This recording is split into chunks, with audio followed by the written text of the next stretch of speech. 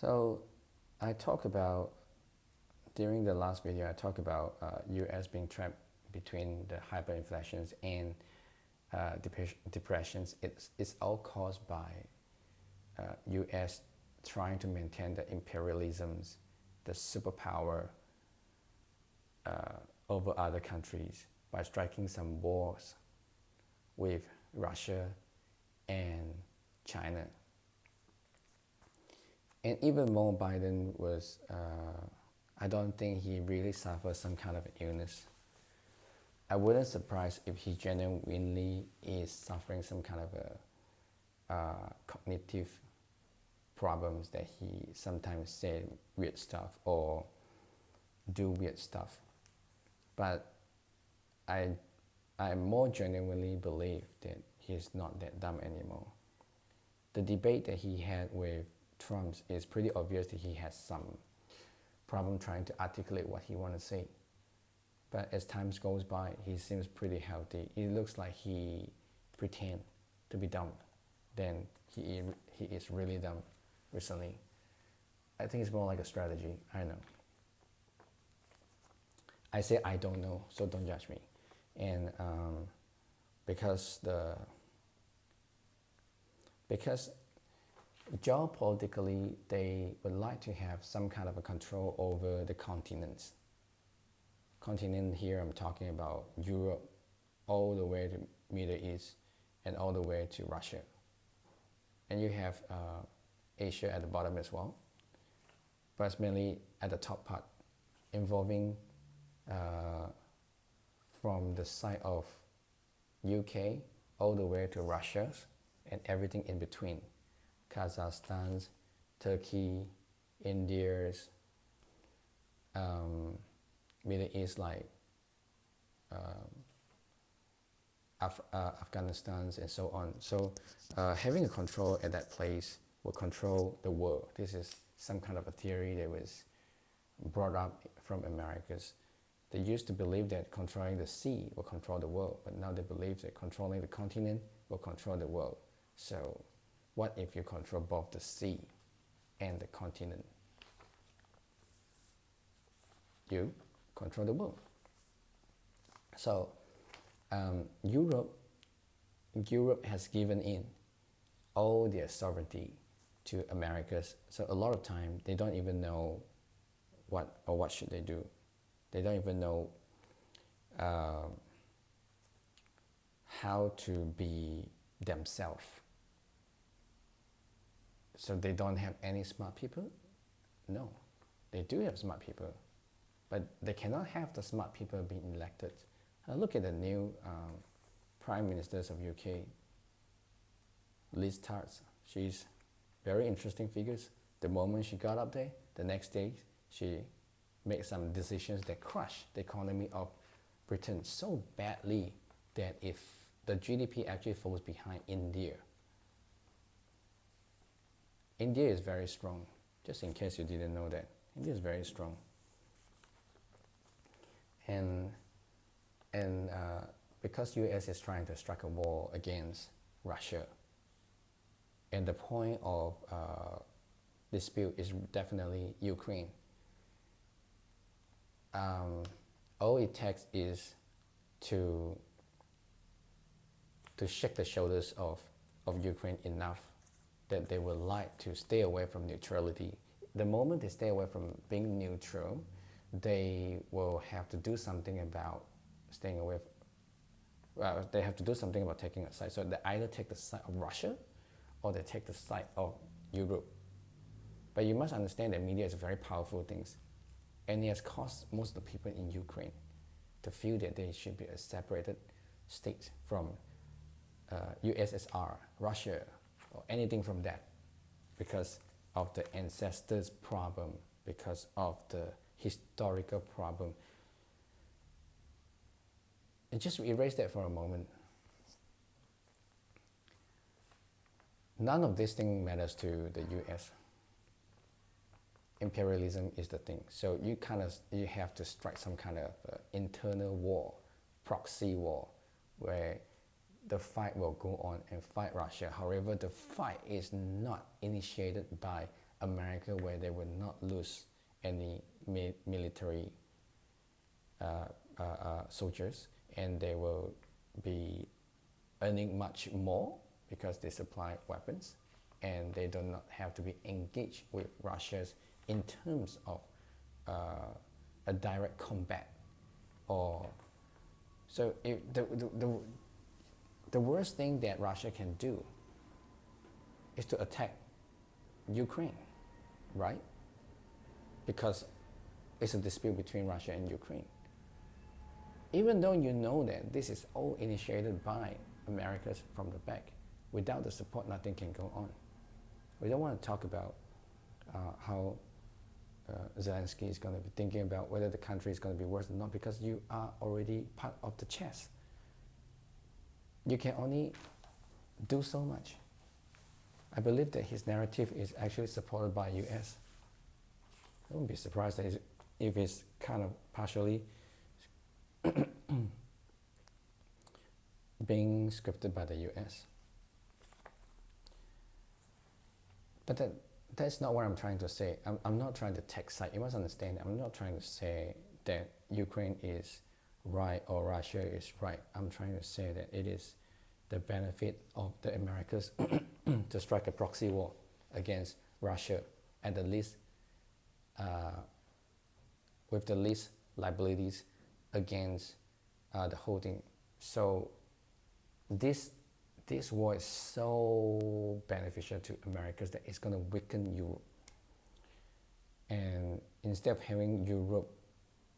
having all these countries individually thinking for themselves, now they will have to kind of unite together. They're not. This is not the word they want to use. It's not really uniting. It's tying them all together, because they have to work as one.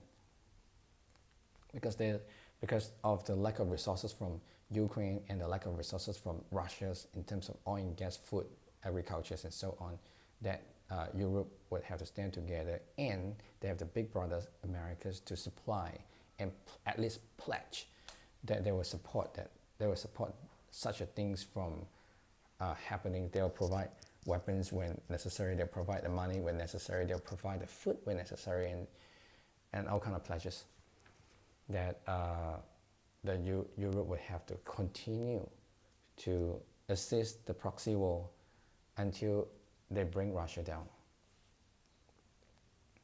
So this is more like it. If I were to look at this from a personal perspective, let's say Russia is not country. Russia is a person. His name is Russia. There's another guy called Ukraine, and you have some kind of social friends called Europes, and they have many different person in the groups as well. You have France, you have UK, you have Spain, Italy. They are very quiet right now because they understand the crisis of energy is a real thing. It's not a currency. It's the commodities. Those are the real things. You need to eat. You need some kind of powers to get through the winter. And these are the real things. And at the same time, US is trying to strike a war with China. Not a war, I think I used the wrong word. They are trying to challenge China in many different ways, by pulling the allies together, by having military setups around China, and they're also trying to start a proxy wars, having Taiwan against China. You heard about the Nancy Pelosi things as well, and people that don't understand it, they look from a very shallow perspective, would believe that such a political move is, what China has reacted is unnecessary. Exactly, that's the point. They're trying to make the whole world believe that it is unnecessary. Why overreacting? It is exactly the same thing as what is happening in Ukraine. So they make the people that don't read very much to believe that it is not necessary to have a war against your fellow neighboring countries, because you are too fearful. What do you mean by you are too fearful? Let's see, if I put some kind of weapons in front of your doorsteps, would you be fearful? You would be fearful, of course. So Taiwan is a different issue. Taiwan is because it Even America said that, so check it yourself. One China policy. Taiwan belongs to China, period. And they are trying to make Taiwan believe, without saying it officially, that Taiwan is kind of independent from China. Don't hear you say, okay, I know you're taking side with Russia and China. I might be, if they are persons politically, I'm more like an observers, and I feel that it's not right to do that. You are striking an internal wars. What's the point of doing that? America's been doing that all the time to many different countries, to the Middle East in the past, to Koreas, to Singapore, Malaysia, and so many other different countries as well. So they have been trying to divide and conquer. So they make whatever used to be. Do you know that India and China used to be very united together? Because of the media, they're not that close anymore. Used to be very close. The world is a very harmonized place, but harmony doesn't bring imperialism. It's not beneficial for imperialism perspective. So something has to be done. You have to make the world into a more unstable place. So your own stability stands out. That's the only thing I can think about. So you need Taiwan to actually believe that they can be independent, and they will be militarily supported by US, and they have allies like Japan and Korea to assist if anything ever happened. Even Australians. No, they're not going to assist you. There are some US military base in Korea and Japan and Germany, and that is the reason why they pretty much do everything US say. It would only comes to a decline when US has lost the purchasing power or the spending power to make all these things happen. It will come because US is now in a debt of a few trillion, I think 3 trillions. It was trillions. Have I got it wrong? 16 trillions? Anyway, it's trillions. And they don't, not even the US experts is seeing themselves paying the debt of instantly or within a few years. They don't even think it is possible. With such a rate that is rising, it creates more desperations in Americas to do something about creating more turbulence around the world. Because if they, you know how it works. You're running a race. You used to be the first. You used to be the fastest.